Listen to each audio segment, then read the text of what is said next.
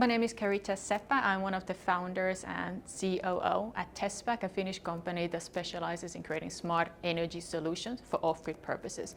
I mean, we talk a lot about diversity in terms of the background or in terms of genders, where we come from. And it's of course important for any company to have different diversity practices and support to have as much inclusivity as possible. But we often forget that diversity is also about having different skill sets, having different talents. So what I really want to see in any company, and I do believe that the most successful companies are those ones that can really bring diversity from different skill sets. So whether you're an engineer, you have practice on sales, on HR, we need all of these people from different industries in order to make any company successful. I mean, if you have only engineers, you will never actually launch any product. But if you have only salespeople, they cannot be only selling air without having the real devices. So I think that's a combination of bringing everyone together. So I'm Andrea C. Martin. I'm CEO of PRS for Music. PRS for Music negotiates the rights of 165,000 members of music composers. So I'm the first female CEO after 104 years at PRS for Music. And not only that, I'm a non-Brit and I have a very, very diverse background. And also I'm dyslexic, so I bring a lot of diversity to the role. And I think it's really important. That's why we changed the governance at PRS, because people could be on the board for 50 years. And diversity is really important. It's very well known. McKinsey talks about it. Companies that are diverse succeed 25% better. The results are higher.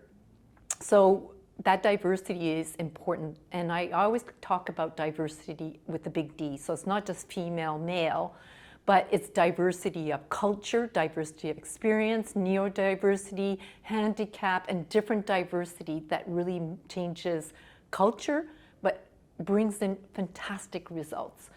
My name's Tracey Shelley. I'm the Chief Executive of BCECA, which is the principal trade association associated with the engineering construction industry. So I think from my viewpoint, I'm probably an example of somebody in the industry that wasn't the standard fit. I was the first female chief executive to be given the role at BCECA after all of my predecessors were males and they were from within the industry, whereas I came from outside of the industry.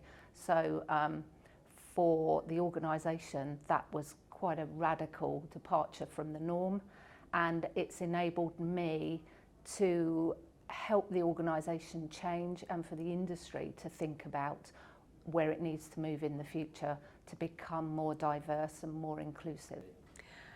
My name's Juliet. I'm the Chief Commercial Officer of Arsenal Football Club.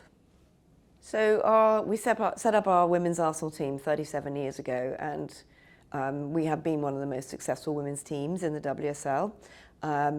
What's really interesting is that in our broadcast, we're selling now, for the first time, selling our broadcast content internationally, both in America, across Germany, and in some Asian markets. There's demand there for the WSL, and particularly for we've seen a lot of growth for support internationally around our women's team because women's football is really coming of age, and we're giving it the platform, and we're finding supporters there who like what they see. And so it's a great opportunity for us. I hope to take our team on tour so that we can bring them to local markets. It kind of creates that tentpole moment where you can bring people around your live players. So that will be the next stage for us in its development.